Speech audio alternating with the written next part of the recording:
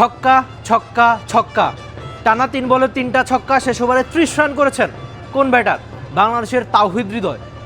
এই ক্যান্ডিতে, এই পাল্লেকেল্লেতে বসে তাওহিদ হৃদয়ের এমন ইনিংস দেখা ছিল আনন্দের স্বস্তির। কেন আনন্দের স্বস্তির?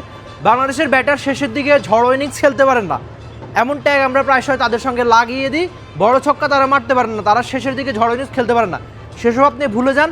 তাওহিদ হৃদয় যে ইনিংসটা খেললেন এই পাল্লেকেল্লেতে, অবশ্যই বাংলাদেশের ক্রিকেট ফ্যানদের জন্য স্বস্তির। আপনি নুরুল হাসান সোহানের ওই শেষ ওভারের বিপিএল আপনি রংপুরের হয়ে যে তিনি খেলেছিলেন, সেদিন 30 রানের মতো একটা সমীকরণ ছিল, তিনি সেটা মিলিয়েছেন। কিন্তু আজকে বিদেশি লিগে আপনি বিপিএলের কথা ভুলে যান, আপনি এলপিএলে বিদেশি লিগে দেশের বাইরে এসে কোনো বাংলাদেশের ব্যাটার এমন ভালো ইনিংস খেলতে পারেন।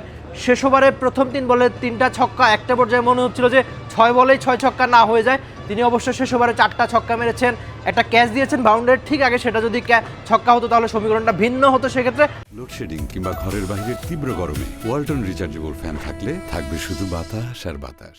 যদিও ফিল্ডার ক্যাচটা মিস করেছেন, 6 বলে আবার 2 রান, তারপর 4 ছক্কা, সব কিছু মিলিয়ে একটা ওভারে 30 রান করেছেন বাংলাদেশের তাওহিদ হৃদয়।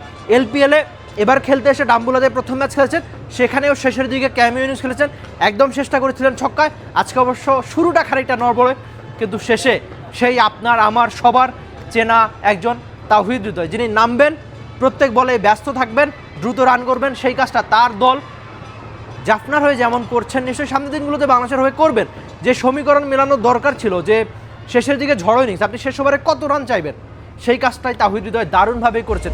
এই যে আমার ঠিক পেছনে আপনারা দেখতে পাচ্ছেন, খুব বেশি মানুষ না, কিন্তু এই মানুষগুলো দারুণ খুশি হয়েছে অন্তত তাওহিদ হৃদয়ের এমন দারুণ একটা ইনিংসে। তাই এই ইনিংসটা অবশ্যই তাওহিদ হৃদয়ের জন্য স্বস্তির, বাংলাদেশি ক্রিকেট ফ্যানদের জন্য স্বস্তির। হৃদয়ের ইনিংসটা আপনার কেমন লেগেছে আপনি সেসব অবশ্যই জানিয়ে দিবেন টি স্পোর্টসের কমেন্ট সেকশনে। Rifat Emil, T sports, Sri Lanka.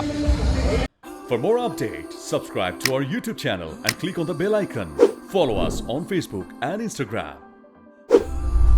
Download T-Sports app to enjoy exciting games and highlights. Visit tsports.com.